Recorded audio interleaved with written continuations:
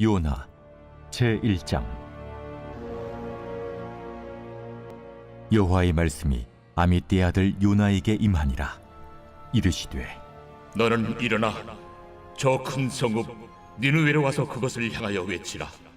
그 악독이 내 앞에 상달되었음이니라. 그러나 요나가 여호와의 얼굴을 피하려고 일어나 다시스로 도망하려 하여 욥바로 내려갔더니 마침 다시스로 가는 배를 만난지라. 여호와의 얼굴을 피하여 그들과 함께 다시스로 가려고 배삭을 주고 배에 올랐더라. 여호와께서 큰 바람을 바다 위에 내리시매 바다 가운데에 큰 폭풍이 일어나 배가 거의 깨지게 된지라. 사공들이 두려워하여 각각 자기의 신을 부르고 또 배를 가볍게 하려고 그 가운데 물건들을 바다에 던지니라.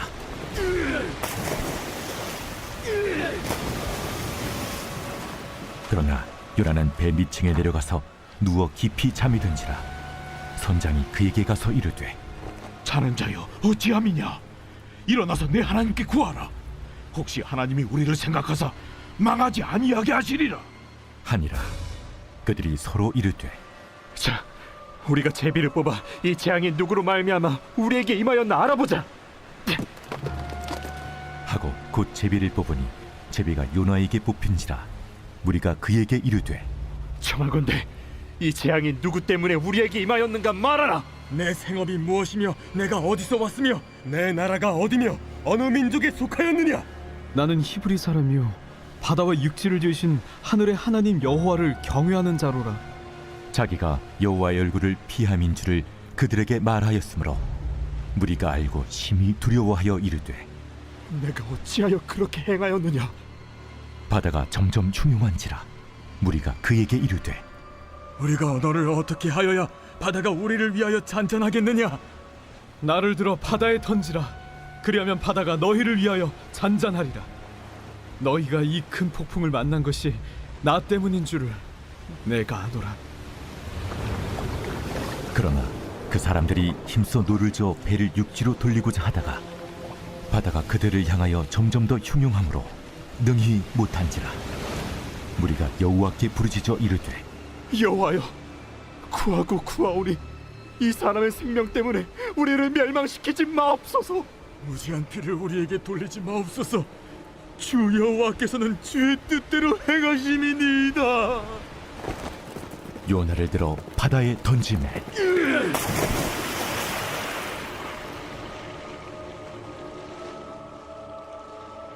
바다가 뛰노는 것이 곧 그친지라. 그 사람들이 여호와를 크게 두려워하여 여호와께 제물을 드리고 소원을 하였더라. 여호와께서 이미 큰 물고기를 예비하사 요나를 삼키게 하셨습니다.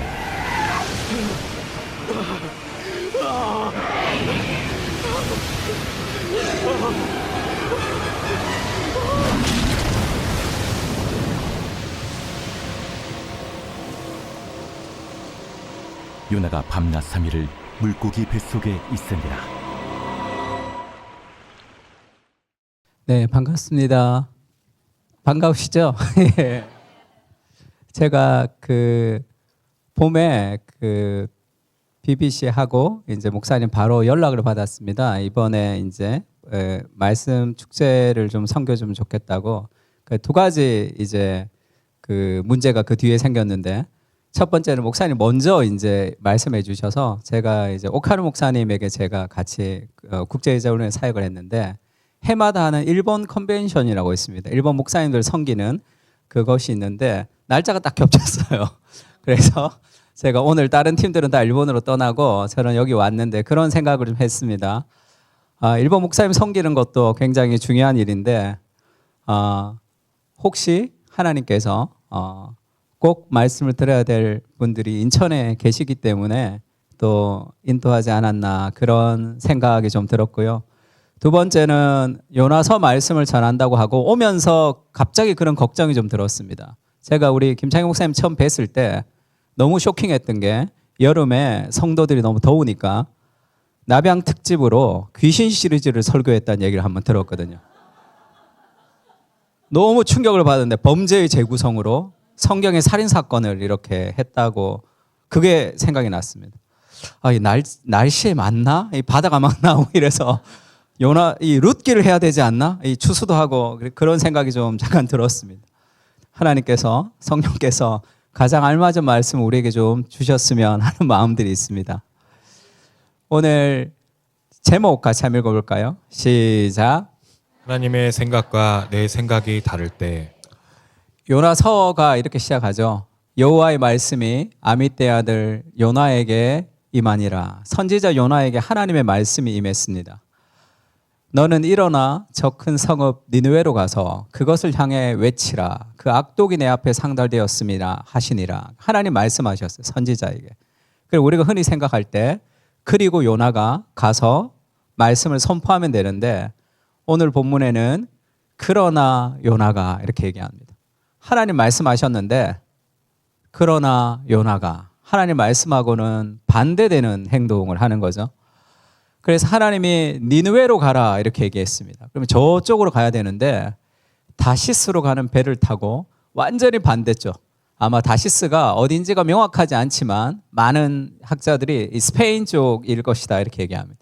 그러니까 완전히 반대로 가는 거죠. 하나님이 이렇게 하라고 말씀하셨는데 왜 반대로 갈까요? 원래 요나가 그렇게 좀 문제가 있는 선지자였나 하면 원래 그렇지가 않습니다. 요나 선지자가 요나서에 나오는 것보다 먼저 열왕기 하에 등장하는데 이렇게 등장하거든요. 같이 한번 읽어볼까요? 이스라엘의 시작. 이스라엘의 하나님 여호와께서 그의 종 가드 헤멜 아비떼의 아들 선지자 요나를 통하여 하신 말씀과 같이 여로보암이 이스라엘 영토를 회복하되 하맛 어게에서부터 아라바 바다까지 하였으니. 네, 아멘. 혹시 연습하셨나요? 아니죠. 마치 이렇게 한 목소리로 이렇게 되는 것 같이 북한인 줄 알았습니다. 제가 너무 훈련을 강하게 시키는 것 같은데. 이스라엘 하나님 여호와께서 그 종 가드 헤벨 아미떼의 아들 선지자 요나, 우리가 봤던 그 선지자 요나거든요. 그 요나가 하나님의 말씀에 순종해서 선포합니다. 여로보암 시대에 이스라엘의 영토를 회복하되 하맛 어기에서부터 아라바까지 하였으니 요나가 선포해서 이스라엘 영토가 회복된 그런 적이 있습니다. 그러니까 이스라엘 영토가 하맛 어기부터 아라바까지라고 하면 우리나라로 치면 한라에서 백두까지 그 정도입니다. 그러니까 솔로몬 시대의 땅을 완전히 회복했던 그런 시절이 있었는데 요나의 선포를 통해서 그 일들이 이루어졌거든요. 그러면 하나님이 말씀하시면 요나가 잘 순종하던 선지자였는데 왜 오늘은 순종을 못했을까요? 지금 이 말씀은 요나의 마음에 쏙 들거든요. 이스라엘의 영토가 넓어지는 거죠. 이스라엘에게 좋은 거죠. 그것은 아멘 하고 순종했습니다. 근데 오늘은 마음에 안 든단 말이에요. 니느웨로 가라 이렇게 얘기하니까 마음에 잘 들지 않는다. 우리가 일제 치하에 일본과 사이가 안 좋을 때 일본에게 가서 복음을 전하라 하는 것과 좀 비슷한 겁니다. 기분이 나쁜 거예요. 그게 이스라엘에겐 별로 좋지 않은 거예요. 이스라엘에게 좋을 때는 순종했지만 이스라엘에게 좋지 않을 때는 순종하지 않습니다.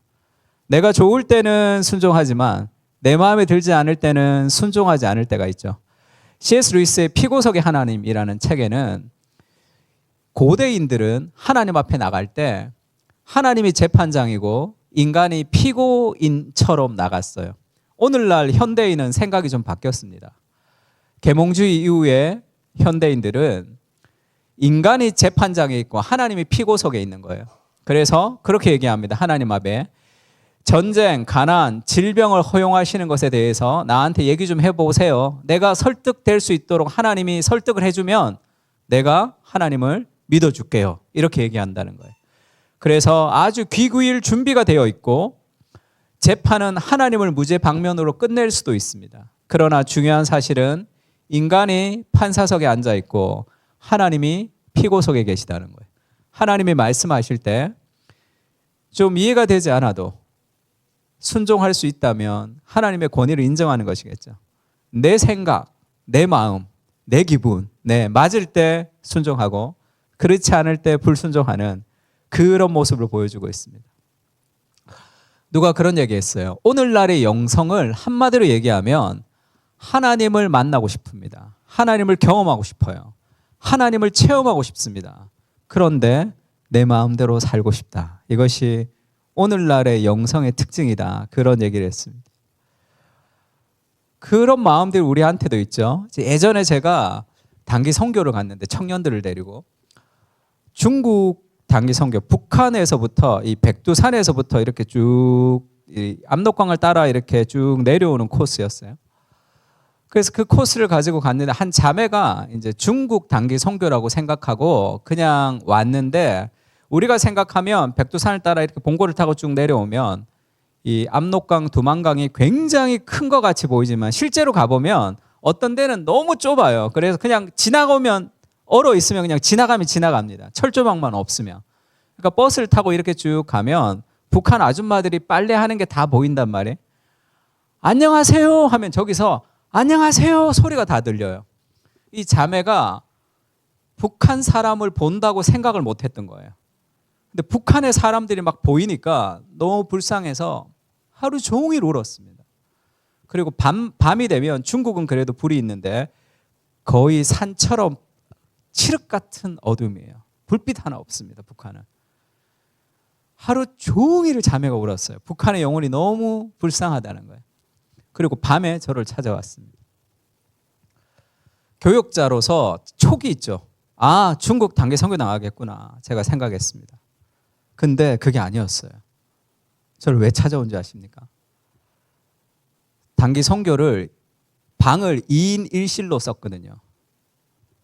쟤랑 방 같이 쓰고 싶지 않다고 찾아온 거예요. 북한의 영혼을 위해서는 하루 종일 울 수 있습니다. 쟤랑 방 같이 쓰는 것은 힘든 거예요. 제가 그렇게 얘기했습니다. 하나님이 너를 지금 여기 인도하신 것은 북한의 영혼을 위해서 기도하게 하는 게 아니라 쟤랑 방 같이 쓰게 하는 것이 하나님의 섭리라면 어떻게 할래? 그래서 이번 단기 선교 기간 동안에 북한의 영혼을 위해서 기도하지 말고 쟤랑 방 같이 쓰는 것에 좀 힘을 좀 써라. 너무 힘들면 다시 찾아오라 이렇게 얘기했습니다. 다시 찾아오진 않았어요. 근데 다시는 단기 선교를 안 갔다는 그런 전설 같은 얘기를 제가 들었습니다. 힘들죠. 우리가 쉽게 순종할 수 있는 영역도 있습니다. 뭐 북한의 영혼, 단기 선교 갔다 왔다고 들었는데요. 네팔의 영혼을 위해서 우리가 울 수 있습니다. 근데 여기 나랑 성격이 안 맞는 누군가랑은 같이 말하고 싶지 않은 거, 그게 인간의 본성이죠. 니느웨로 가라. 요나가 그를 싫어합니다. 하나님의 뜻과 내 뜻이 상충되는 거죠. 요한복음 14장 21절에 이런 말씀이 있습니다. 나의 계명을 가지고 지키는 자라야지 나를 사랑하는 자다. 이런 말씀이 있어요. 제가 제자훈련을 하다가 소그룹 시간에 질문을 하나 받았습니다. 목사님, 성경에 보면 나의 계명을 지키는 자야지 사랑하는 자라고 얘기하는데 꼭 사랑하면 계명을 지켜야 됩니까? 이렇게 물었어요. 그렇지 얘기하니까 저는 하나님을 사랑하는데 계명을 못 지킬 때가 많은데요. 그렇죠. 하나님을 사랑하지만 계명을 못 지킬 때가 많잖아요. 그럼 내 사랑은 뭡니까? 이렇게 얘기했어요. 성경은 사랑하면 계명을 지킨다고 했는데 우리는 사랑하는데 계명을 못 지킬 때가 있잖아요. 대답을 잘 못 해줬습니다. 당황스럽기도 하고. 나중에 알았어요. 하나님을 사랑하면 성경은 계명을 지킨다고 했는데 하나님을 사랑하는데 계명을 못 지킬 때가 많은 그 사랑은 무엇이냐? 그 사랑도 사랑이죠. 하나님을 사랑하는 겁니다. 그런데 문제가 뭐죠? 더 사랑하는 게 있거든요. 거짓말을 할 때 왜 거짓말을 하죠? 내가 부끄러워지는 것이 하나님의 말씀을 순종하는 것보다 그것이 더 쪽팔리는 일이면 거짓말 해버리겠죠. 말씀에 순종하는 것보다 나의 부끄러움을, 자신의 어떤 인정, 내가 어떤 사람으로 보이는 것이 더 소중한 사람은 거짓말하게 되어 있습니다. 하나님보다 더 사랑하는 대상이 있을 때 우리가 하나님 말씀에 불순종하게 되는 거죠. 요나도 마찬가지죠. 요나가 하나님의 뜻과 상충되었던 그것은 하나님도 사랑하죠. 그러니까 하나님 말씀에 순종했습니다. 어느 때는. 그런데 지금은 불순종하는 이유는 하나님보다 더 사랑하는 대상이 있거든요. 그것을 성경은 우상이다 이렇게 얘기합니다. 우상숭배라고 얘기하는데 틴케러 목사님이 그런 얘기하셨어요. 우상이라는 것은 무엇이든지 당신에게 하나님보다 더 중요한 겁니다. 무엇이든 하나님보다 더 크게 당신의 마음과 생각을 차지하는 것이죠. 하나님만이 주실 수 있는 것을 다른 데서 얻으려 한다면 그것이 우상숭배다 이렇게 얘기했습니다. 하나님보다 더 사랑하는 대상, 그것은 우리를 노예로 삼습니다. 그것이 좋은 것일 수도 있죠. 그러니까 우상숭배라고 하는 것은 어느 이 동상에 절하는 게 아니라 돈과 성공도 마찬가지죠. 돈과 성공을 하나님처럼 생각하는 사람은 가정을 잘 안 돌보겠죠. 일 열심히 해야 되니까. 그러면 예전에는 자녀를 인신제물로 우상에게 바쳤는데 오늘날도 똑같죠. 성공과 돈이라는 가치를 가지고 가정을 소홀히 하게 되면 자녀를 인신제물로 바치는 것과 마찬가지입니다. 가족 안에서 여러 가지 관계가 문제가 생기겠죠. 직장에서 높은 자리로 올라가고자 더 많은 재물과 위신을 얻고자 하면 가정과 공동체마저 팽개치게 되는, 그게 우상숭배죠. 하나님보다 더 사랑하는 대상. 자녀를 사랑하는 것은 좋은 일입니다. 그런데 자녀를 하나님보다 더 사랑하면 그 자녀가 내 마음에 들지 않을 때 폭발합니다. 그리고 자녀를 정말로 하나하나까지 다 간섭하기 때문에 자녀도 망치고 나도 망쳐지는 그런 일들이 있는 거죠. 우상숭배는 좋은 것을 가장 좋은 것으로 탈바꿈할 때 생기는 거예요. 어거스틴이 그렇게 얘기했습니다. 죄가 뭐냐? 죄의 본질은 disordered love라고 그랬어요. 순서가 바뀐 사랑이죠. 하나님을 가장 사랑하고 나머지 것들을 다 누릴 수 있는데 하나님보다 더 사랑하는 대상이 있으면 그것이 죄, 우리를 노예로 삼습니다. 그거는 선하고 좋은 것도 마찬가지죠. 저는 교회를 개척할 때 기도하다가 창문을 열었는데 빌딩이 보였어요. 근데 거기에 교회가 3개가 있더라고요. 한 건물에.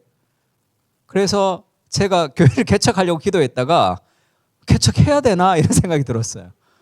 하나님, 이렇게 교회가 많은데 또 하나의 교회를 보태야 될 이유가 어디 있습니까? 내가 여기 또 하나를 또 보탤 필요가 있을까? 그런 생각이 들었어요.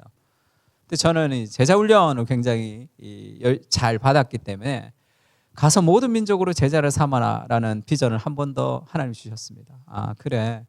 건강하게 제자훈련하는 목회를 통해서 건강한 목회를, 건강한 공동체를 세워야 되겠다는 그런 비전을 가졌어요. 정말 가슴 뜨겁게 받았습니다. 교회를 개척해서 열심히 사역하는데 교회가 안 건강해지는 것 같아요. 그럼 첫 번째 어떻게 되냐면 자기를 정죄합니다. 나는 개척이 안 맞나 봐.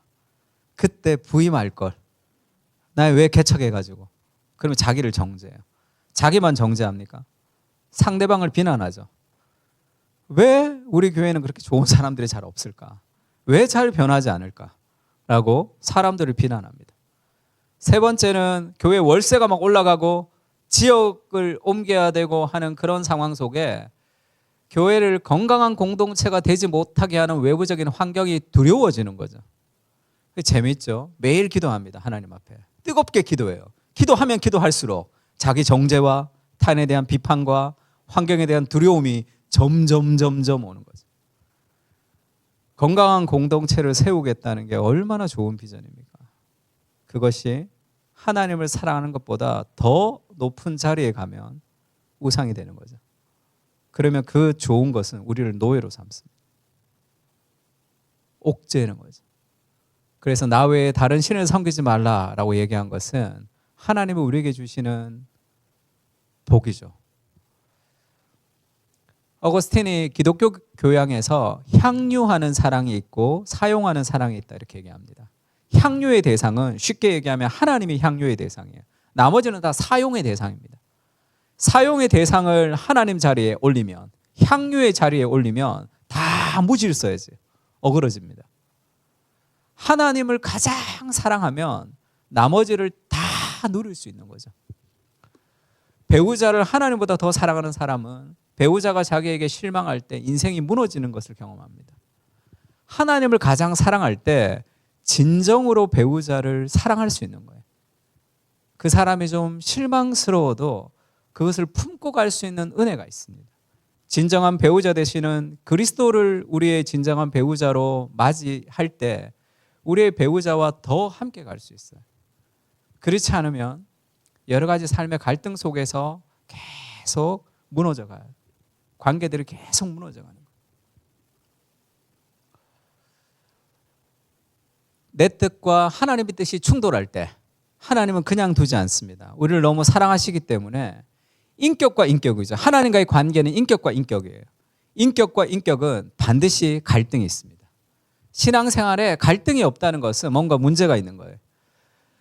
성경을 읽어도 교훈과 책망과 바르게 함과 의로 교육하게 유익하다 그러죠. 무언가 하나님의 뜻과 내 뜻이 맞지 않을 때 내 뜻이 나를 행복하게 할 수 없잖아요. 그래서 하나님이 가장 행복한 길로 우리를 인도하시는 분이시기 때문에 갈등이 있습니다. 기도도 마찬가지죠. 신앙은 하나님과의 갈등이 있는 거예요. 그게 인격과 인격이 만난다는 뜻이죠. 그래서 하나님이 그냥 내버려 두지 않습니다. 하나님이 큰 바람을 바다 위에 내리신다 할 때 저 단어는 그대로 직역을 하면 총을 쏘았다 할 때 그 단어예요. 하나님이 그 요나의 배를 향해서 폭풍을 쏘신 거예요. 그래서 큰 폭풍이 일어났습니다. 하나님과의 갈등이 시작되는 거죠. 요나는 자신의 뜻대로 살고 싶어하고 하나님은 그 길이 잘못된 길인 것을 알기 때문에 요나와 충돌하시는 거예요. 삶에 여러 가지 갈등이 일어납니다. 그래서 우리 삶에 하나님이 나와 갈등하고 있다, 하나님이 뭔가 하나님의 뜻과 내 뜻이 충돌하고 있다는 것을 알려면 내가 슬퍼하는 것과 절망하는 것을 좀 찾을 필요가 있습니다. 슬퍼하는 것은 내가 이길 수 있는 고통이지만 절망은 내가 이길 수 없는 고통이죠. 그러니까 무엇이 나를 절망시키는지를 보는 거죠. 무엇이 나를 절망시키는지를 보면 그 절망의 끄트머리에 우상이 있습니다. 내가 가장 사랑하는 대상, 그것이 나를 절망시키는 거예요. 하나님이 계시고 말씀이 있어도 더 이상 위로가 되지 않는 무엇, 그것이 내 하나님이죠. 내가 믿는 가짜 하나님. 해리포터라는 영화를 보면 이 소망의 거울이라고 나오는 거울이 있습니다. 욕망의 거울인데 즉 저 거울은 뭐를 보여주냐 하면 내가 정말로 소망하는 그 욕구를 그 거울이 딱 보여줘요. 그러니까 해리포터는 엄마 아빠를 봤어요. 그러니까 자기가 엄마 아버지를 너무 보고 싶은 그 갈망이 있으니까 그 거울에서 엄마 아빠를 봤습니다. 여러분이 이 소망의 거울이 만약에 있다면 서서 뭐 보고 싶으세요?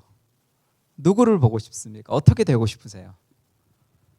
많은 사람들이 여러 가지 자신의 모델들을 떠올립니다. 예수님을 닮고 싶습니까? 정말 내 안에 간절한 소망, 정말 내 안에 간절한 열망, 그것이 소망의 거울에 떠오른다면 아, 예수님처럼 되고 싶다, 예수님을 닮고 싶다가 아니라면 누구죠? 앨런 머스크가 막 떠오르고 빌 게이츠가 막 떠오르면 내 삶을 이끌어가는 삶의 코드가 또 다른 무엇이 있다는 거죠. 그 마음의 우상이 우리의 주변의 문화로부터 온다. 이 데이비드 폴리스는 그렇게 얘기했습니다. 운전하다가 화가 날 때 왜 화가 나는지 아십니까? 차가 막히고 화나죠. 데이비드 폴리스는 그렇게 얘기했어요. 세상이 내 마음대로 되지 않기 때문이다. 세상이 내 마음대로 되지 않기 때문에 화가 나죠. 만약에 하나님이 고상섭은 너는 목사인데도 너무 인내가 부족해, 그래서 차가 막히는 환경을 통해서 좀 인내심을 길러주는 것이 하나님의 섭리라면 어떻게 하시겠습니까? 그것을 수용하고 그것을 받아들일 때 삶이 성장하겠죠. 근데 그렇지 않습니다. 내가 하나님의 자리에 서서 세상을 내 마음대로 하고 싶은 것이 우리의 본성이죠. 삶에 있어서. 그것이 하나님과 충돌되는 거죠. 요나도 마찬가지입니다. 요나가 폭풍이 일어나서 이 폭풍이 누구 때문에 왔는지를 물었어요. 그러니까 요나가 너는 어디서 왔고 너는 누구냐 선원이 물을 때 요나가 자기를 저렇게 대답합니다. 같이 한번 읽을까요? 시작. 그가 대답하되 나는 히브리 사람이요 바다와 육지를 지으신 하늘의 하나님 여호와를 경외하는 자로라 하고. 당신 누굽니까? 이렇게 얘기할 때 나는 바다와 육지를 지으신 하늘의 하나님 여호와를 경외하는 자, 크리스찬이라는 것을 고백하죠. 근데 그보다 더 앞선 정체성이 있는데 그게 뭐죠? 나는 히브리 사람이죠. 하나님을 믿지만 그가 더 사랑했던 거, 그것이 히브리 민족, 유대인에게 좋은 겁니다. 근데 하나님이 니느웨로 가서 복음을 전하라. 그게 유대인에게 좋지 않은 거거든요. 그래서 거부하는 거죠. 하나님보다 더 사랑하는 대상이 있었기 때문에 하나님의 말씀에 불순종하는 거죠. 나는 히브리 사람. 그것이 히브리 민족에게 좋은 것이 하나님보다 더 사랑하는 삶의 대상이었습니다.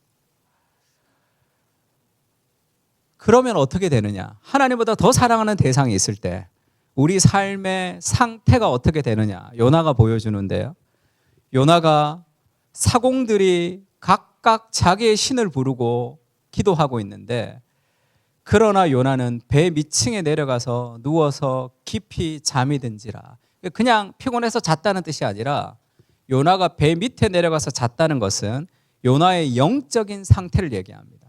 하나님보다 더 사랑하는 대상이 있을 때 영적인 무엇이 점점 떨어져 가요. 아, 기도해야 되는데, 아, 말씀 봐야 되는데, 근데 그 동력이 잘 생기지가 않습니다. 내 삶을 이끌어가는 다른 코드가 있거든요. 더 매력적인 삶의 코드가 있기 때문에 그것이 점점점 열정이 생기지 않을 때가 많습니다.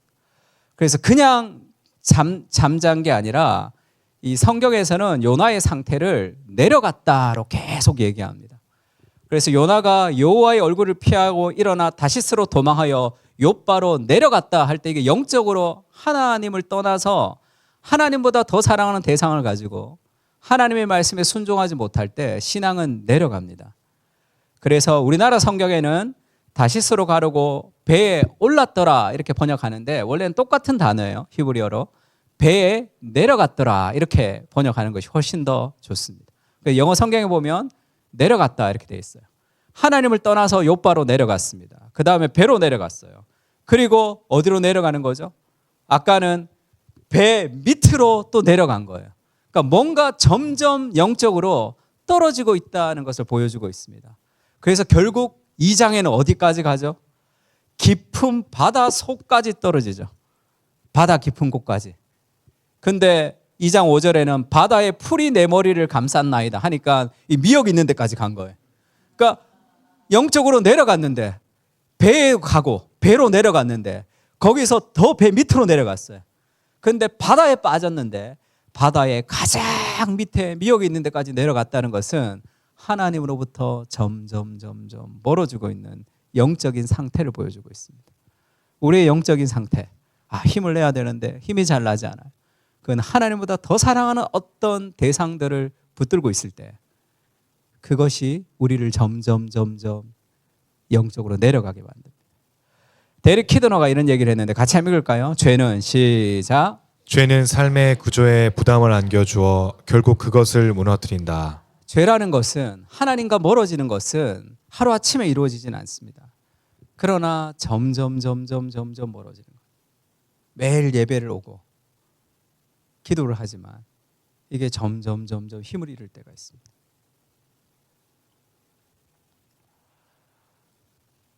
그때 하나님이 우리를 깨우시죠.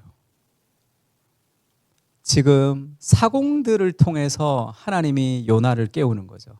사공들이 각각 자기의 신을 부르고 배를 가볍게 하려고 물건을 바다에 던졌는데 요나는 누워 잠자고 있습니다. 선장이 그에게 가서 이르되 자는 자여 어찌함이냐. 자는 자여 어찌함이냐. 일어나서 내 하나님께 구하라. 혹시 하나님이 우리를 생각하사 망하지 아니하게 하시리라. 이렇게 얘기합니다. 일어나서 하나님께 기도하라. 누가 얘기하는 거예요? 선장이 얘기합니다. 믿지 않는 선장이 얘기하는 거예요. 너 일어나서 기도해라. 우리가 다 죽게 되었다. 이렇게 얘기하죠. 기독교인이 해서는 안 되는 말 한 가지가 있다면 존 스토트 목사님이 그렇게 얘기했습니다. 세상이 왜 이렇게 더러워? 세상이 왜 이렇게 썩었어? 이런 얘기는 기독교인이 해서는 안 된다는 거예요. 왜냐하면 우리가 방에 퇴근하고 방에 갔는데 방이 어두워요. 그럼 왜 이렇게 어두워? 이렇게 어둠을 저주하는 사람이 없죠.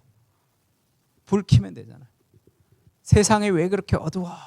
라고 얘기하는 것이 크리스찬이 해서는 안 되는 이유가 성경은 뭐라고 얘기합니까? 너희는 세상의 빛이라. 그 빛을 우리가 내야 되는 거죠. 빛을 내야 될 그 빛을 잃어버리면 세상은 어두워지겠죠. 그래서 그 세상이 우리를 향해 외치고 있습니다. 자는 자야 어찌 미냐 일어나 구하라 이렇게 외치는 거예요. 근데 이 말은 선장이 일어나서 하나님께 구하라 이렇게 얘기합니다. 히브리어를 그대로 보면 일어나라 쿰 외치라 하는 것은 카라. 이게 어디에 나오는 말이냐면 1장 2절에 나온 말이에요. 같이 읽을까요? 너는 시작. 너는 일어나 저 큰 성읍 니네로 가서 그것을 향하여 외치라. 그 악독이 내 앞에 상달되었음이라 하시니라. 우리나라 성경에는 일어나 외치라 이렇게 번역이 됐는데 하나님이 말씀하시는 원래 히브리어는 똑같습니다. 일어나서 쿰 가라 이렇게 얘기하는 거예요. 선장을 통해서 지금 하나님의 메시지를 듣는 거죠. 네가 자고 있으면 어떡하냐. 일어나서 외쳐야 되는 거죠. 일어나서 구해야 됩니다. 그 소리를 듣는 거죠. 인생에서 사명을 잃어버리면 하나님보다 더 사랑하는 대상이 생기고 그것이 우리를 시들시들하게 합니다. 인생에서 하나님의 사명이 있을 때 우리는 달려갈 수 있는 거예요. 기도할 수 있습니다. 왜 매일 기도하지 않는지 아십니까? 사람들이 하루하루를 그냥 살아서 그렇습니다. 이루고 싶은 하나님의 꿈이 있을 때 내 인간적인 힘으로 그걸 이룰 수 있습니까? 인간적으로 이룰 수 없는 하나님의 꿈을 하나님 우리에게 주시죠. 자기의 뜻에 따라 하나님이 소원을 두고 행하시는 하나님이죠. 그 하나님의 소원이 우리 안에 들어올 때 내가 내 힘으로 이룰 수 없기 때문에 기도하게 됩니다. 그 기도를 통해서 하나님의 연약한 인생을 통해 일하시는 것들을 보는 거죠. 그것이 우리를 부르신 삶의 목적 아니겠습니까? 너희는 세상의 소금이다. 세상의 빛이다. 그 소금이 맛을 잃어버리면 아무 쓸데없어 밖에 버려져 사람들에게 밟히게 된다. 이렇게 얘기합니다. 그것은 우리에게만 슬픈 일이 아니라 세상에게도 슬픈 일이죠. 하나님의 비전을 어떻게 찾을 수 있습니까? 그런 얘기를 많이 듣는데 사람들은 그렇게 생각하죠. 내 가슴이 뛰는 거, 내가 좋아하는 거, 내가 잘하는 거. 근데 인간의 지정의는 타락했죠. 내가 좋아하는 거, 내 가슴이 뛰는 것이 그것이 하나님의 뜻은 아닐 수가 있습니다. 저희 아들이 그런 얘기 한번 했어요. 아빠, 만수르가 되고 싶대요. 축구 게임을 좋아하는데 축구 게임을 자기가 컴퓨터로 하잖아요. 만수르는 직접 게임을 한대요. 맨체스터 유나이티드 사서 이거 사고 이 사람 팔고 사우디 보내고 만수르처럼 되고 싶다는 거예요. 간절히 기도하면 하나님이 만수르가 되게 하십니까? 아, 가슴이 뛰죠. 아, 만수르를 볼 때마다 가슴이 뛰어요. 요즘은 질라탄이라는 축구 선수에게 빠졌습니다. 질라탄은 늘 자기를 자랑하거든요. 그래서 나는 질라탄이다라는 책을 지금 막 보고 있어요. 지금. 수능이 한 달 앞에 다가왔는데 질라탄처럼 되고 싶대요. 우리가 되고 싶은 삶의 욕구가 있죠. 그것은 이 문화로부터 오는 경우가 많습니다. 테리 이글튼이 신의 죽음 그리고 문화라는 책을 썼는데요. 모든 사람은 다 하나님을 믿어야 되죠. 켈빈이 얘기하는 종교의 씨앗이 있습니다. 그런데 오늘날은 하나님을 우선순위로 믿지 않아요. 그래서 하나님을 죽였습니다. 신을 죽여버린 시대죠. 그러나 하나님을 믿긴 믿어야 돼요. 하나님 없이 이 진공 상태로 사람은 살 수 없습니다. 제목이 신의 죽음 그리고 문화예요. 신을 죽인 시대에는 누가 신의 자리를 대신하느냐? 그게 문화입니다. 문화. 그게 문화의 내러티브라고 그러죠. 그것이 우리 마음에 자리 잡아서 내가 되고 싶은 거, 내가 원하는 거, 그것이 우리를 막 이끌어가는 거죠. 하나님의 비전이 어떻게 오느냐 하면 어떤 슬픔을 동반합니다. 마지막 날에 예수님이 오실 때 세상이 완성이 되죠. 세상은 완전한 회복이 됩니다. 그러면 예수님이 오실 때까지 이미와 아직의 중간을 살아가는 우리는 완성된 하나님 나라를 보지 못하고 하나님 나라를 완성시키면서 가야 되는 사명이 우리에게 있는 거죠. 그러면 세상을 돌아보면요, 아직도 이루어지지 않는 하나님의 나라가 있습니다. 그것을 하나님이 슬퍼하시겠죠. 느헤미야가 그렇게 얘기하죠. 내가 그 사로잡힘을 면하고 남아있는 유다와 예루살렘 사람들의 형편을 물은즉 그들이 내게 이르러 사로잡힘을 면하고 남아있는 자들이 그 지방 거기서 큰 환난을 당하고 능욕을 받으며 예루살렘 성은 허물어지고 성문들은 불탔다 하는지라. 예루살렘 성벽이 무너졌다는 소리를 해외에서 공무원으로 살고 있는 느헤미야가 듣습니다. 그래서 수일 동안 슬퍼하며 금식하며 울죠. 하나님의 마음, 하나님이 세상을 보고 아파하시는 거죠.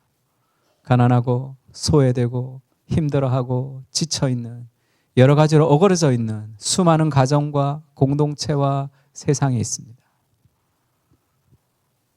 내가 잠을 자고 있으면 그 세상은 어찌합니까? 일어나 기도해라. 일어나서 외치라. 그 세상의 슬픔이 하나님의 비전이에요. 하나님의 비전은 세상을 향한 슬픔을 동반합니다. 여전히 이루고 싶은 삶에 무엇을 동반하는 거예요. 무언가 어떤 영역에 슬픔이 있다면 때로는 거룩한 분노로 하나님이 그 마음을 주실 때도 있습니다. 그것을 위해서 기도해야 되는 거예요. 우리 주변에 깨어진 수많은 것들이 있습니다. 하나님의 통치가 이루어지지 않는 그것을 기도하는 거죠. 예수님이 그렇게 얘기하죠. 예수님이 이 땅에 오셔서 가르치고 전파하고 다스리셨습니다. 가르치고 전파하고 치유하셨습니다. 예수님이 정말로 고물을 베고 풍랑치는 바다에 주무실 정도로 피곤한 인생을 사셨죠. 그렇게 예수님이 열심히 살았는데 마태복음 10장에는 그런 얘기를 합니다. 사람들이 쭉 예수님을 따라오니까 무리를 보시고 불쌍히 여기시니 목자 없는 양같이 고생하며 유리함이라. 추수할 주인에게 부탁하여 추수할 일꾼을 보내어 달라고 하라. 그런 말씀이 있습니다. 제가 청년 때인데 그 말씀을 읽는데 너무 이해가 안 됐어요. 전능하신 하나님이 이 땅에 오셔서 그렇게 열심히 사역을 하시는데 무리를 보시고 불쌍히 여긴다 할 때 그 불쌍하다는 단어는 이 내장이라는 단어입니다.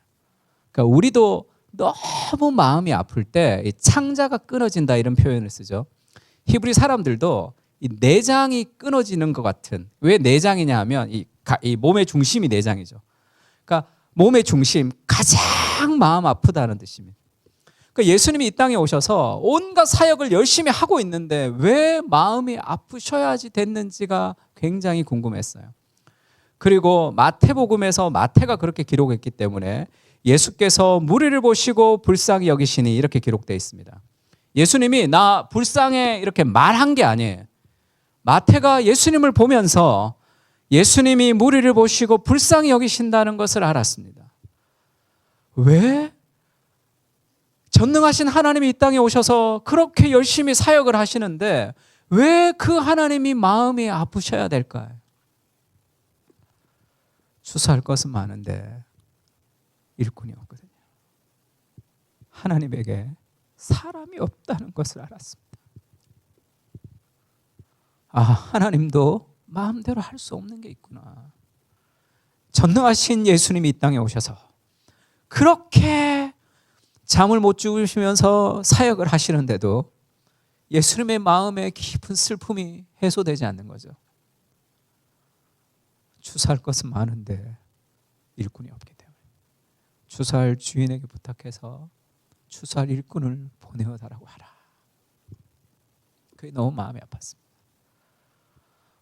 왜 이 땅까지 오셔가지고 하늘의 영광을 버리고 이 땅에 오셔서 또 이 땅에서 왜 그렇게 가슴 아픈 인생을 사셔야 되는가? 사람이 없죠. 왜 사람이 없을까요? 전능하신 하나님이 왜 사람을 너 이렇게 불러, 너 부르고 너 부르고 너 이렇게 사역해 하면 될 텐데 하나님의 사람을 그렇게 부르지 않으시죠. 자발성, 그리스도의 은혜에 감사해서 인생을 드리는 자발성을 하나님 원하시는 거죠. 예전에 제가 브루스 올마이티라는 영화를 봤는데 이 브루스라는 사람이 짐 캐리입니다. 짐 캐리.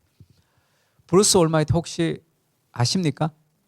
예, 감사합니다. 저희 교회가 이 연령대가 좀 낮아가지고 제가 언제 한번 부시맨을 예를 들었는데 설교했는데 분위기가 쏴 하더라고요. 끝나고 나서 부시맨이 뭐냐고 그렇게 부시맨 코카콜라 떨어지고 이랬더니 아무도 모르더라고요. 브루스 올마이티 알아주셔서 감사합니다. 그 짐 캐리가 하나님이 돼버렸어요. 그래서 자기가 인간이 하나님이 됐습니다. 그래서 막 홍해를 막 갈라요. 커피잔을 막 이러면 막 갈라지고 막 홍해도 가르고 온갖 기적을 다 베풉니다. 근데 그 영화에서도 참 재미있게 그렸는데 하나님이거든요. 올마이티가 됐습니다. 근데 자기 여자친구하고 소울을 하니까 여자친구가 이제 이 브루스가 하나님 일을 하느라 여자친구라고 소울이 하는 여자친구가 굉장히 기분 나빠서 이렇게 집에 가요. 근데 이 브루스가 이렇게 이리 와라 전능한 능력을 막 겁니다. 근데 여자가 가버려요. 여자친구가. 그러니까 이 브루스가 너무 당황하는 거죠. 나 전능한데 왜 안 오지? 저는 굉장한 감동을 받았습니다. 하나님이 그런 식으로 사람을 부르지 않잖아요. 십자가에 목숨을 버리는 사랑으로 우리의 사랑을 이끌어내는 거죠. 바울이 그리스도 예수께 잡힌 바 된 그것을 잡으려고 달려간다 이렇게 얘기했습니다. 그리스도가 먼저 나를 사로잡으신 거죠. 그것을 잡으려고 달려가는 거예요. 바울이 그렇게 얘기합니다. 그리스도께서 십자가에 못 박힌 것이 너희 눈에 밝히 보이거늘 어찌 다른 복음을 따라가느냐. 요나는 그 세상의 슬픔과 하나님의 슬픔을 잘 보지 못했던 거죠. 내 마음이 원하는 것, 그것을 고집했기 때문에 그렇습니다.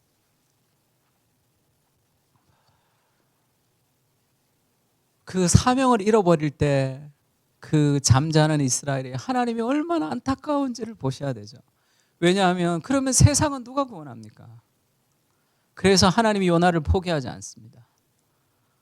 그 요나를 회복시키셔서 니느웨를 구원하시는 그 하나님의 사랑을 우리에게 보여주시는 거죠. 사명을 잃어버린 이스라엘은 사사기 같이 되는 거죠. 여호수아가 죽었습니다. 이스라엘 자손이 여호와께 묻죠. 우리 가운데 누가 먼저 올라가서 가나안 족속과 싸우리일까? 하나님이 그렇게 말씀하시죠. 여호와께서 같이 읽어볼까요? 시작. 이르시되 유다가 올라갈지라 보라 내가 이 땅을 그의 손에 넘겨주오노라. 아멘이시죠. 하나님이 누가 먼저 올라갈까요? 하나님 그렇게 얘기했습니다. 유다가 올라갈지라 내가 이 땅을 너희 손에 넘겼다. 아멘. 근데 어떻게 되죠? 철병가가 있어서 그들을 쫓아내지 못했다 이렇게 되죠. 하나님의 약속이 있는데 왜 가나안을 누리지 못했을까요? 하나님의 약속은 있지만 순종이 없는 거죠. 하나님에 대한 신뢰 부족할 때 하나님의 약속이 있지만 그것을 삶 가운데 누리지 못할 수도 있습니다. 가라, 내가 너와 함께 할 것이다. 철병가가 있단 말이에요. 다윗이 골리앗과 싸우죠. 이스라엘 병사들은 아무도 싸울 수 없었습니다. 만약에 그 이스라엘 병사한테 다윗과 싸워서 이길 사람 엄청나게 나왔겠죠. 근데 골리앗하고는 싸울 수가 없습니다. 두려움 때문이죠. 다윗은 골리앗과 싸우잖아요. 유진 피터슨이 그걸 그렇게 얘기했습니다. 믿음이라는 것은 보이지 않는 현실이다 이렇게 얘기했어요. 다윗은 어떻게 골리앗과 싸울 수 있었을까요? 보이는 골리앗보다 보이지 않는 하나님이 더 가까이 있거든요. 사망의 음침한 골짜기를 가지만 두려워하지 않는 이유는 주께서 나와 함께 하심이죠. 내가 너희를 보냄은 양을 이리 가운데 보낸 것 같도다. 우리가 세상 가운데 나갈 때 양을 이리 가운데 보낸 것 같이 우린 양이라 도저히 이길 수 없습니다. 이 길을. 그러나 우리가 두려워하지 않는 이유는 목자가 내 옆에 있다는 삶의 안정감이죠. 하나님을 가장 사랑할 때, 하나님이 내 옆에 있을 때 우리는 여러 가지 삶의 문제들을 해결하고 골리앗과 싸울 수 있는 거죠. 하나님의 약속이 있지만 하나님이 멀어지면 삶의 불안과 두려움이 우리를 이끌어가게 됩니다.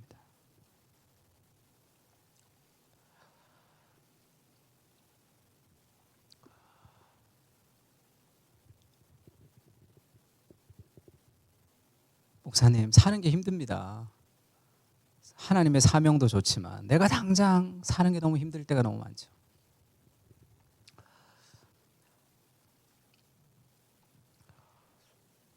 저도 예전에 교육전사를 할 때인데 제가 지방에서 올라와서 형님이랑 같이 살았어요. 그리고 교육전도사를 했습니다. 그래서 금요일, 토요일, 주일날 교회 가서 열심히 봉사했는데 형이 결혼을 하게 됐어요.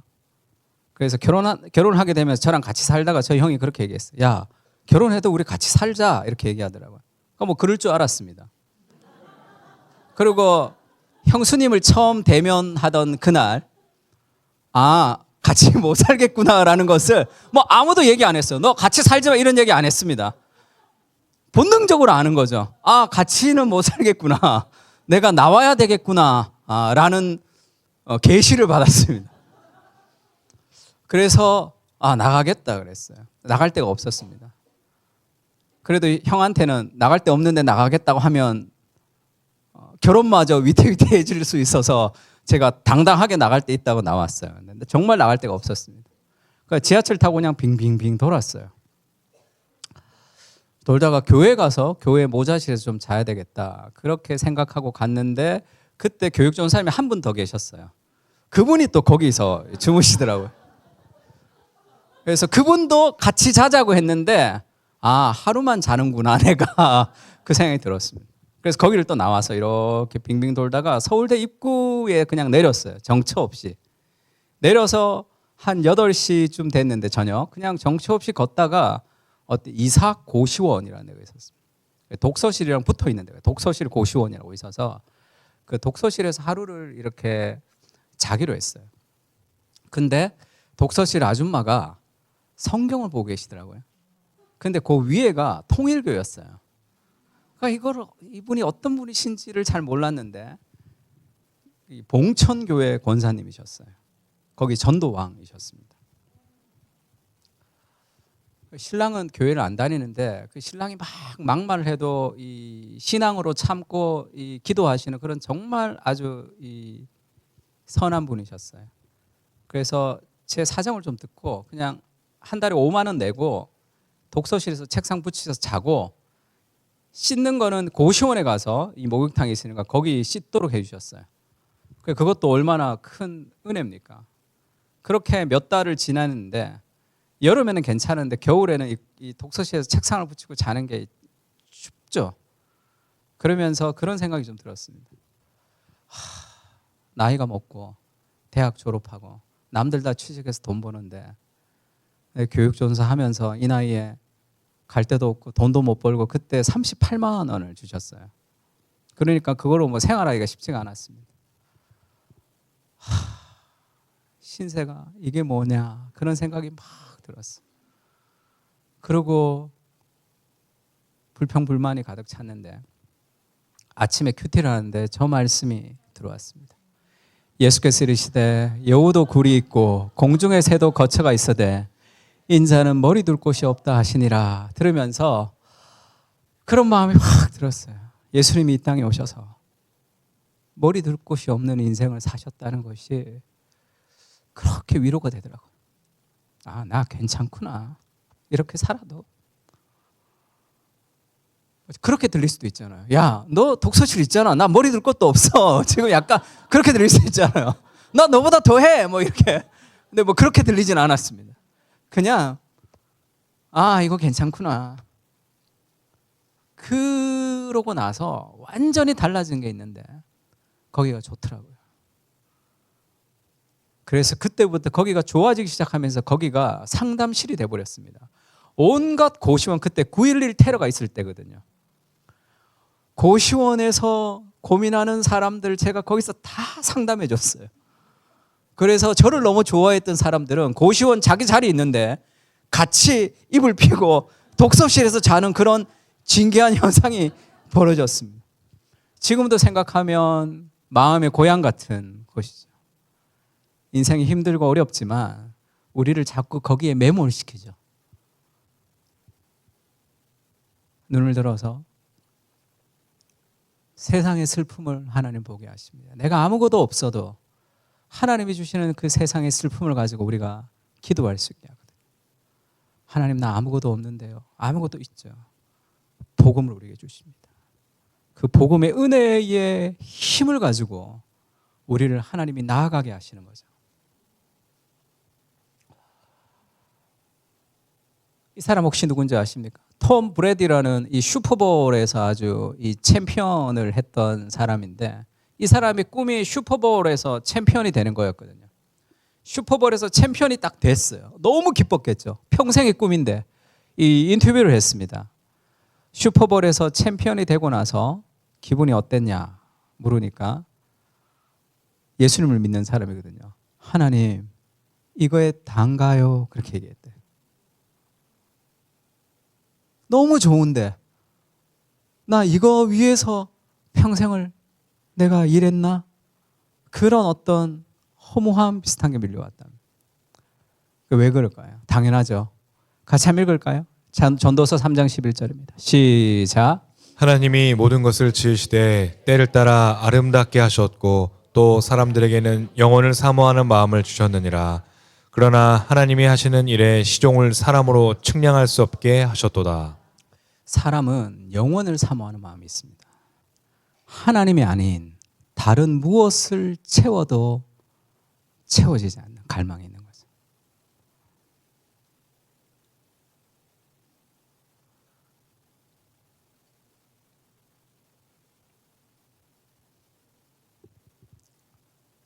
저희 아들이 그런 얘기 한번 한 적이 있어요. 아빠, 공부를 재밌게 하고 싶어. 그렇게 얘기했습니다. 사춘기 때. 지금은 21살입니다. 동안이죠? 예. 우선 여기 굉장히 솔직한데. 동안이죠. 이렇게 굉장히 놀라시는데. 이렇게. 목사님보다는 동안 같은데 제가 이렇게. 아빠, 공부를 재밌게 하고 싶어. 이렇게 얘기했어요. 공부를 재밌게 하고 싶으면 어떻게 하면 됩니까? 뉴진스 틀어놓고 공부하면 됩니까? 그러면 혜인이만 생각나요. 공부가 재밌어지지 않습니다. 공부를 재밌게 하려면 어떤 주제에 대한 몰입을 배우면 공부의 재미는 따라오는 거거든요. 아, 공부 재밌게 하고 싶어. 공부 재밌게 하고 싶어는 질문이 틀린 거죠. 어떤 주제에 몰입을 배울 때 공부의 재미는 따라옵니다. 인생도 마찬가지죠. 인생 행복하고 싶어. 인생 의미 있게 살고 싶어. 그 질문으로는 인생이 의미 있어지지가 않아요. 많은 사람들은 행복과 의미를 어디서 찾죠? 시간과 돈과 에너지를 나를 채우는 만족에서 찾습니다. 거기에 인생의 행복이 있지 않죠. 조나선 하이트가 행복 가설에서 정말 행복한 사람들을, 예수 믿지 않는 사람입니다. 인생의 행복을 다 모아봤더니 두 가지가 있는데, 하나는 나보다 더 큰 세계와의 연결이라는 거예요. 그것을 경외라고 표현했습니다. 그리고 나와 다른 사람과의 연대라고 표현했어요. 인생의 진정한 행복은 거기서 오는 거죠. 나를 넘어서는 내 인생을 희생하면서도 이루고 싶은 삶의 대의가 인생의 의미를 가지고 옵니다. 많은 것들을 내가 누리는 것이 아니라, 그러면 재벌 2세들이 왜 드럭을 하고 왜 그렇게 살겠습니까? 시간과 돈과 에너지가 있는데. 나를 희생하면서 이루고 싶은 삶의 대의가 있는 거죠. 그것이 인생의 의미가 거기서 생깁니다. 나보다 더 사랑하는 대상이 있을 때 삶의 의미가 거기서 생기는 거거든요. 영원한 가치를 가질 때. 눈물의 여왕 좋아하셨죠? 저희도 제자 훈련하는데 기도할 시간은 없다고 그러는데 제가 시간표를 봤더니 눈물의 여왕은 늘 2시간씩 있더라고요. 사람들이 눈물의 여왕 많이 보고 좋아하는, 왜 그러냐 하면 인간의 마음 깊은 곳에는 영원한 사랑에 대한 갈망이 있기 때문에 그렇습니다. 완전한 사랑에 대한 갈망이 있는 거예요. 그래서 저런 드라마에는 어떤 사람이 나오죠? 완벽해요. 오로지 한 사람을 온몸을 다해서 사랑하는 완전한 사랑. 그리고 송혜교는 막 어디서 떨어질 때, 차에서 떨어질 때 거기에 가서 구해주는 그런 구원자 같은 완벽한 사랑이 거기에 있죠. 근데 두 사람 헤어졌다는 얘기가 있긴 하던데, 그런 사랑에 대한 갈망이 그걸 찾는 거죠. 우리 형제들은 어벤져스 이런 거 좋아하죠. 왜 좋아하죠? 완전한 구원자에 대한, 악을 정복하고 선이 승리하는 완벽한 구원자에 대한 갈망이 있고, 내가 그 세상을 구하는 그 일에 동참하고 싶은 삶의 열정이 있습니다. 흑백 요리사, 왜 이렇게 사람들이 열광할까요? 사람의 마음 깊은 곳에는 인생을 걸고 자신의 삶을 던지고 싶은 삶의 열정이 있거든요. 요리라는 어떤 것에 인생을 걸고 자기의 인생을 막 드리는 사람들의 그 열정을 우리 안에서 꿈틀꿈틀하는 거죠. 인간 안에는 하나님이 주신 그런 삶의 본성이 있습니다. 의미 있게 살고 싶은. 그것은 영원한 하나님의 가치를 추구할 때 생기는 거죠. C.S. 루이스가, 팀켈러가 이런 얘기했습니다. 사람들이 동화 같은 해피엔딩과 마무리로 끝나는 영화나 책을 보려고 몰려들죠. 현대 사실주의 소설이 채우지 못하는 인간의 깊은 동경이 있기 때문에 그렇습니다. 한강 씨가 노벨상 탔죠. 제가 아는 목사님 아들은 흑백 요리사 보고 요리사 된다 그랬대요. 그 다음날 한강 보고 바로 문학으로 바꿨다는 전설 같은 얘기를 들었는데, 한강 소설이 논란이 되는 게 뭐죠? 정말 아름다운 문학이지만 너무 힘들거든요. 왜 힘들냐 하면 인간의 그 타락한 세상의 폭력, 그것을 사실적으로 그리거든요. 현실을 그대로 노출하는 거죠. 인간 안에 있는 악을 그대로 노출하기 때문에 힘들단 말이에요. 그러나 그 소설을 보면 곳곳에 어떤 그것을 넘어서는 소망이 보입니다. 뭔가 이루고 싶은 거야. 그러나 한강의 소설에는 그 해답이 나오지 않습니다. 인간 안에는 더 큰 동경이 있죠. 죽음을 피하고 영원히 살고 싶은 것, 요정이나 천사 같은 다른 인격과 교류하는 것, 영원히 치유되고 이별 없는 사랑을 하는 것, 동화를 통해서 자신들의 열망을 성취하기 위해 동화에 눈을 돌리죠. 그 안에 있는 우리의 갈망이 있습니다. 그것은 다른 어떤 것, 하나님이 아닌 다른 어떤 것으로도 채울 수 없는 갈망이죠. C.S. 루이스가 이렇게 얘기했습니다. 음악이나 책을 신뢰해서 그곳에서 아름다움을 찾고자 하면 반드시 배신을 당하게 되는 거예요. 음악이 좋아서 음악의 인생을 걸고, 요리가 좋아서 요리의 인생을 걸면, 왜 그러냐 하면 내가 추구하는 그 아름다움은 책과 음악 안에 있는 것이 아니라 모든 아름다움은 영원하고 완전한 기쁨을 가리키는 화살표의 역할을 하죠. 책과 음악의 아름다움을 통해서 거기에 인생을 걸면 거기서 진정한 아름다움을 충족시킬 수 없습니다. 왜냐하면 책과 음악의 아름다움은 영원한 아름다움이신 삼일째 하나님의 그림자거든요. 그 음악과 책을 통해서 하나님께로 나아가는 거죠. 그 영원한 하나님의 가치를 가지고 있을 때 음악과 책과 다른 모든 것을 통해서 우리는 세상을 변화시키는 하나님의 역사를 누릴 수가 있습니다. 에베소서 같이 읽을까요? 시작. 우리가 그가 믿는 그리스도 예수 안에서 선한을 위하여 지으심을 받은 자니 이 일은 하나님이 전에 예비하사 우리로 그 가운데서 행하게 하려 하심이라. 우리는 예수님이 만드셨습니다. 왜냐하면 그리스도 예수 안에서 선한 일을 위하여 지음을 받았기 때문에 그렇게 가야 되는 거예요. 하나님과 내 뜻이 충돌할 때, 하나님의 뜻을 붙들 때 인생에 진정한 만족이 있습니다. 그 삶의 베이스를 예수님이 우리에게 주시는 거죠. 요나의 이야기는 더 큰 이야기로 우리를 인도하는데 예수님이 그렇게 얘기했습니다. 표적을 보여달라 이렇게 얘기하니까 예수님이 선지자 요나의 표적밖에는 내가 보일 표적이 없다 이렇게 얘기하면서 요나보다 더 큰 이가 여기 있다 이렇게 얘기했습니다. 요나는 그리스도를 보여주는 어떤 그림자라는 거죠. 삼손도 그리스도를 보여주는 그림자죠. 죽음을 통해서 구원했던 구원자지만 삼손은 연약한 구원자, 그리스도는 완전한 구원자의 모습을 보여주고 있습니다. 요나의 모습을 통해서 그리스도가 어떤 모습을 보여줍니까? 예수님도 배를 타셨어요. 요나처럼 풍랑이 일어났습니다. 근데 요나는 영적으로 다운이 되어서 잠을 잤지만 예수님은 세상을 구원하는 일에 피곤하셔서 예수님이 주무셨죠. 이 모습은 성경에서 요나를 패러디하면서 쓰는 거예요. 같은 단어들이 많이 쓰였습니다.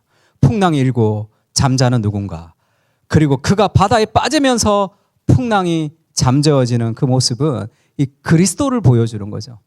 예수님도 풍랑 치는 바닷가에서 예수님이 주무셨습니다.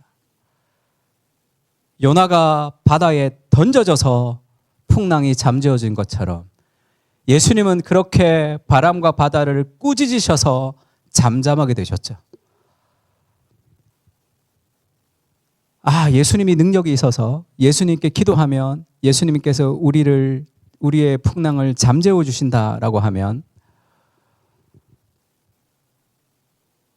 본문의 의미가 조금 더 깊은 것을 알지 못하는 거예요. 예수님은 요나를 보여주는 거죠. 풍랑 치는 이 풍랑을 그리스도가 죽음으로 잠재우신 거죠. 인생의 수많은 풍랑 속에 그리스도의 죽음을 통해서 요나처럼 예수님께서 그 풍랑을 잠재우셨습니다. 근데 목사님, 우리 인생 가운데는 여전히 풍랑이 있는데요. 풍랑이 있죠. 우리 인생 가운데 여전히 풍랑이 있습니다. 근데 그리스도가 그 풍랑 속에 우리의 죄로 인한 고난이 있을 수도 있죠. 우리가 죄 짓지 않았지만 다른 사람의 죄로 인한 고난이 있을 수 있습니다. 내가 선하게 살아도 당하는 수많은 인생의 고난들이 있죠. 내 삶의 모든 풍랑들이 있는데 그 풍랑 속에 있는 저주가 그리스도의 십자가에서 다 가져가셨다는 걸 알아야 돼요. 인생에 수많은 고난이 있고 설사 내 죄로 인한 고난이라 할지라도 우리 앞에 있는 그 고난은 우리를 망하게 하지 못합니다. 왜냐하면 그 풍랑 속에 있는 독이 그리스도께서 다 가져가셨거든요. 그리스도의 십자가에서 그것을 다 해결하셨단 말이에요. 그래서 인생에 고난이 있지만 그 인생의 고난은 우리를 성장시키는 과정이라는 것을 믿어야 돼요. 인생의 고난이 우리를 무너뜨리지 못합니다. 그리스도의 십자가가 그것을 보증하시는 거죠.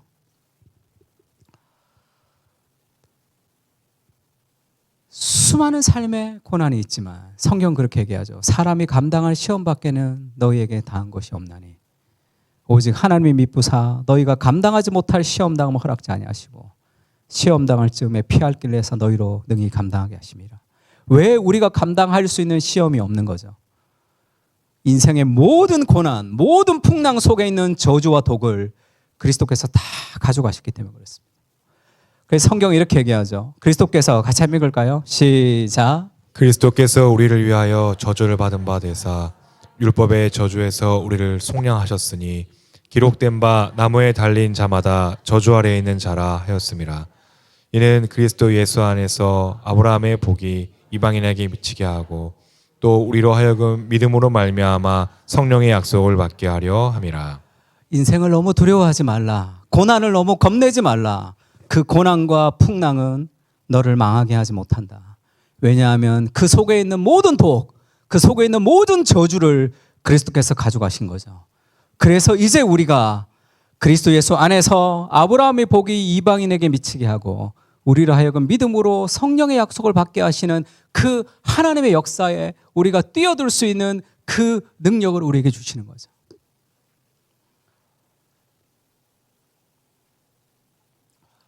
고린도전서 15장 10절 같이 한번 읽을까요? 그러나 시작. 그러나 내가 나된 것은 하나님의 은혜로 된 것이니 내게 주신 그의 은혜가 헛되지 아니하여 내가 모든 사도보다 더 많이 수고하였으나 내가 한 것이 아니요 오직 나와 함께 하신 하나님의 은혜로라. 아멘. 이 말씀하고 좀 마치고 함께 기도했으면 좋겠는데, 제가 아는 목사님 중에 설교의 마지막에 그리스도께로 오십시오 이렇게 설교하시는 분이 있어요. 교인들이 그리스도께로 온다는 걸 제일 좋아한대요. 그게 나오면 아, 설교가 끝나는구나 이렇게 생각해서 진정한 그리스도 중심이다 그런 얘기를 제가 한번 들은 적이 있습니다. 사도 바울이 그렇게 얘기하죠. 내가 모든 사도보다 더 많이 수고했으나 더 열심히 일했다. 더 열심히 노력했다. 내가 더 열심히 공부했다 이렇게 얘기하죠. 사도 바울이 더 열심히 공부하고 더 열심히 노력한 이유가 뭡니까? 내가 뒤늦게 사도가 되어서 따라잡기 위해서입니까? 그렇게 얘기하지 않죠. 세상은 그렇게 얘기합니다. 열심히 해야 돼. 안 그러면 성공 못해. 열심히 공부해야 돼. 그렇게 세상이 우리에게 요구하는 열심의 동기는 결핍이에요. 너 부족해. 열심히 해. 이렇게 얘기합니다. 제가 이승엽이라는 야구선수 좋아했는데 그분은 홈런을 쳐도 인터뷰를 하면 이게 부족하고 저게 부족하고 이렇게 얘기해요. 왜 그러냐 하면 만족하면 도태된다고 생각하는 거죠. 결핍을 메우기 위해서 열심히 살아가는 모든 열심은 다 독이 됩니다. 그렇게 살지 못하면 그 목표가 나를 때리죠. 너는 형편없는 놈이라고. 도달하면 난 다른 사람보다 더 뛰어나다고 생각해요. 그래서 자수성가한 목사님, 장로님, 집사님, 아들들이 힘들어하는 이유가 뭡니까? 야, 밥만 먹고 공부만 하는데 그것도 못해? 나는 했거든요. 그걸 은혜로 생각하지 않는 거죠. 자기 의의가 되면 결핍을 메우기 위한 모든 열심은 다 독이 돼요. 세상은 우리를 그렇게 얘기합니다. 제가 예전에 강남에서 토익 학원 한번 다닌 적이 있는데 3일 다니고 말았습니다. 우리나라에서 제일 유명한 강사였어요. 왜 유명한지 알겠어요. 영어 못하면 영어 장애인들이라 이렇게 얘기합니다. 사람의 자존심을 확 끌어놔요. 그래서 독하게 공부하게 만드는 거죠. 그 모든 독은 다 건강하지 못한 삶의 방식을 가집니다. 우리나라가 왜 이 모양인지 아십니까? 똑똑한 사람들은 많은데 다 독하게 공부했거든요. 바울은 그렇게 얘기하지 않습니다. 내가 다른 사도보다 더 많이 수고했으나 이것을 한 것은 내가 아니요 오직 나와 함께 하신 하나님의 은혜로다. 은혜가 열심을 이끌어내는 거죠. 다시 얘기하면 만족이 열심의 동기가 됩니다. 복음이죠. 그리스도가 십자가에서 끝없는 사랑을 우리를 사랑하셨던 그 은혜가 너무 감격스러워서 인생을 그리스도에게 드리는 거죠. 그 만족이 필요한 거죠. 저는 어린 시절부터 정서 불안이 좀 심했습니다. 지금도 정서 불안이 좀 심해요. 틱 불안도 있고 지금도 스트레스 받으면 이 손가락이 먼저 입에 갑니다. 저희 아버지가 경상도 집안에 아주 엄한 아버지였어요.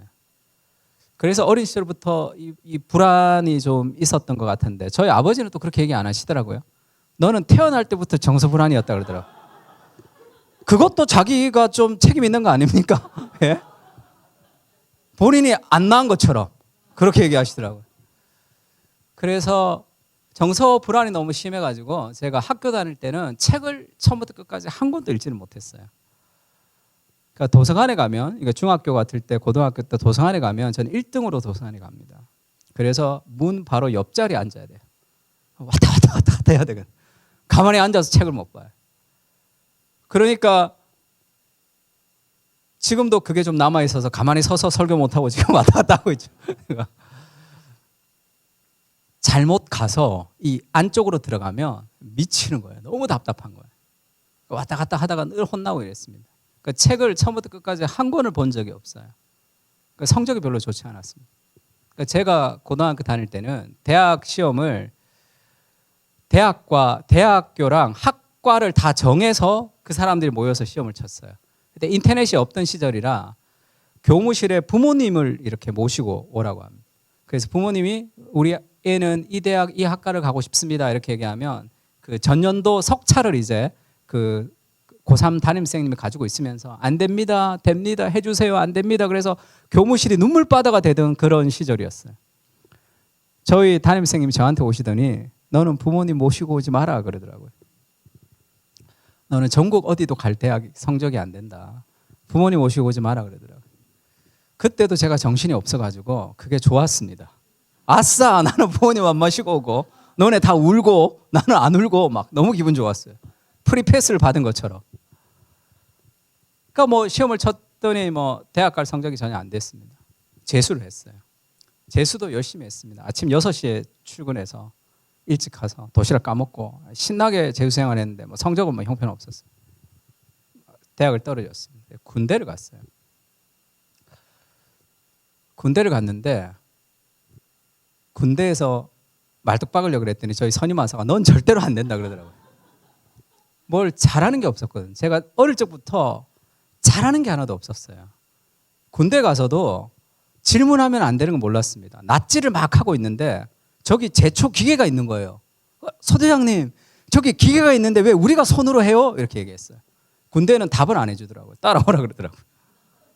그래서 막 얼차려 받고. 왜 그렇지? 내가 계속 생각하고 그랬어요. 고문관이라 그러죠. 그런 사람들을. 저는 고문관 아니었습니다. 난 고시니까 그냥 문관이라고 그러더라고요. 아, 그냥 문관. 저는 고문관은 절대 안 합니다. 그냥 문관이었어요. 그러니까 뭐 군생활도 뭐 이렇게 힘들었어요. 제대를 하고 24살이 됐는데 저희 교회 집사님이 주유소를 하시는 분이 있어요. 그러니까 너 교회 생활 열심히 하고 그러니까 여기 주유소 아르바이트를 하라고. 그때 석유가 이렇게 막 잘 팔릴 때거든요. 주유소를 하나 더 하면 하나를 저한테 사장 시켜준다 그랬습니다. 한 달 만에 잘렸어요. 일을 너무 못하는 거예요. 제가 있을 때는 지금은 주유소가 이렇게 기름을 넣으면 이렇게 기름 넣으면 붙어 있죠. 이걸 이렇게 닫아주면 되는데 제가 아르바이트 할 때는 이 뚜껑을 열면 여기다 빼놓고 기름을 넣어줘야 되거든요. 그리고 그냥 보내버리는 거예요. 오, 이거 막 여기 막 써놓는 거예요. 절대 잊지만 해. 절대 잊지만 해. 그러면 자꾸 잊어버리는 거예요. 더. 어느 날 어떤 트럭 운전 아저씨가 왔는데 화가 이만큼 나서 저기서부터 오시더라고요. 당신 내 양말이 왜 한쪽밖에 없는 줄 알아? 그러시는 거예요. 양말이 한쪽밖에 없는 걸 나한테 왜 얘기해? 그 양말 한쪽으로 그 기름을 막고 왔다는 거예요. 그분도 참 문학적이죠. 화를 가뜩이나 이해력이 떨어지는 나한테 당신 내 양말이 한쪽밖에 없는 줄 알아? 그럼 어떻게 알아요 내가? 그 정도 알면 벌써 졸업했지 제가. 막 그런 일이 연속이었어요. 그리고 막 이렇게 제가 그때는 지금보다 더 말랐거든요. 그때는 그 물통도 물통을 이렇게 올려야 되는데 정수기가 좀 작았습니다. 이게 이렇게 올리면 이렇게 탁 넘어지는 거예요. 그래서 저희 사장님이 제가 정수기를 잡으면 야 하지 마 이랬어요. 뭐 잘하는 게 뭐라도 있었으면 그걸 했겠죠. 공부도 못하고 기술도 없고 잘하는 게 하나도 없었어요. 그러다가 청년부 수련회를 갔는데 거기서 8월 15일이었어요. 여름 수련회를 갔는데 거기서 예수님을 만났습니다. 그전에도 은혜도 체험하고 뭐 기도도 열심히 하고 했는데 예수님을 인격적으로 만났던 것 같지는 않아요. 예수님을 인격적으로 만났습니다.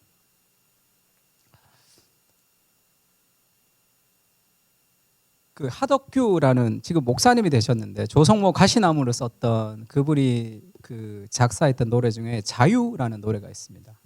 자유라는 노래를 보면 눈물 속에 살고 있었네 내 슬픈 영혼 눈물이 난지 내가 눈물인지도 모르고 껍질 속에 살고 있었네 내 슬픈 영혼 껍질이 난지 내가 껍질인지도 모르고, 그 다음 가사가 그를 만난 뒤 나는 알았네. 내가 애타게 찾던 게 무엇인지 그를 만난 뒤 나는 알았네. 내가 목마르게 찾았던 자유. 이런 노래가 있어요. 그 가사가 제 인생을 그대로 반영하는 것 같았어요. 예수님을 딱 만나고 처음 느꼈던 마음이, 아, 나 이거 찾았구나. 내가 이거를 찾고 있었구나라는 걸 알았습니다. 뭐를 찾는지도 몰랐어요. 인생을 왜 사는지도 몰랐습니다. 질문이 없었는데 예수님을 만나고 내가 이 질문이 있었다는 것을 알았어요. 아, 나 이거 찾고 있었구나. 그때 제 마음을 한마디로 표현하자면 만족했습니다. 아무것도 소용이 없어요. 뭐가 꽉 찬 것 같았습니다. 목사님 인생의 꿈이 뭡니까? 저는 꿈 같은 거 없습니다. 비전도 없어요. 그날 다 채워졌습니다. 지금 죽어도 괜찮습니다. 모든 게 다 채워졌어요. 나는 어떻게 인생을 살아갈까 늘 고민했어요. 실력도 없고 능력도 없고 아무것도 없었기 때문에 예수님을 탁 만나니까, 아, 내가 그리스도의 목숨보다 더 소중한 존재라는 걸 알았습니다. 내가 그렇게 가치 있는 존재구나. 성경에 그렇게 나오죠. 만세 전에, 세상이 있기도 전에, 네가 너의 어머니 자궁에도 있기도 전에 내가 너를 택했다. 이 세상이 있기 전에 나는 왜 태어났을까? 이 경쟁 사회에서 나같이 실력 없는 사람은 어떻게 삼류 인생을 살아갈 수 있을까? 너무 힘들었는데 만세 전에 내가 계획되어 있었던 사람이라는 것을 깨달으니까 너무 감사해요. 너무 감사해서 뭘 해드리고 싶었습니다. 그때가 8월이었는데 11월에 수능이 있었어요. 2달 공부해서 신학교에 들어갔습니다. 신학교도 끝에서 2등으로 들어왔다는 얘기를 내가 누구한테 언뜻 들었어요. 확인해 보지는 않았지만 맞는 것 같아요. 제가 가까스로 들어갔는데, 들어가서 1년 동안 한 300권 정도 책을 읽었던 것 같아요. 뭐 목회와 신학 같은 것은 뭐 이렇게 수업 비는 시간에 한 30권씩 쌓아놓고 계속 읽었어요. 한 1년을 한 300권 읽으면서 제가 크게 깨달았던 것은, 아, 이렇게 책 읽으면 안 되는구나라는 걸 깨달았어요. 모르겠어요. 읽었는데 모르겠어요. 이거. 아, 희한하네. 읽었는데 하나도 생각이 안 나네. 너무 머리를 안 써가지고. 공부를 재능이다, 공부는 유전이다, 이런 얘기하는 다 뻥입니다. 공부는 방법.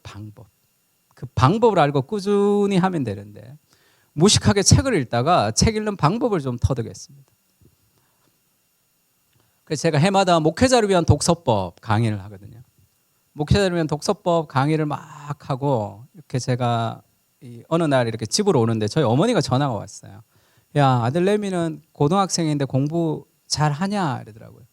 공부 안 합니다. 그랬더니 저희 어머니가, 애비야, 내둬라. 네 보니까 안 해도 되더라. 이렇게 얘기하시더라고요. 근데 제가 잊어버리고 있었던 거예요. 제가 잊어버리고 있었다. 아, 나 그랬지.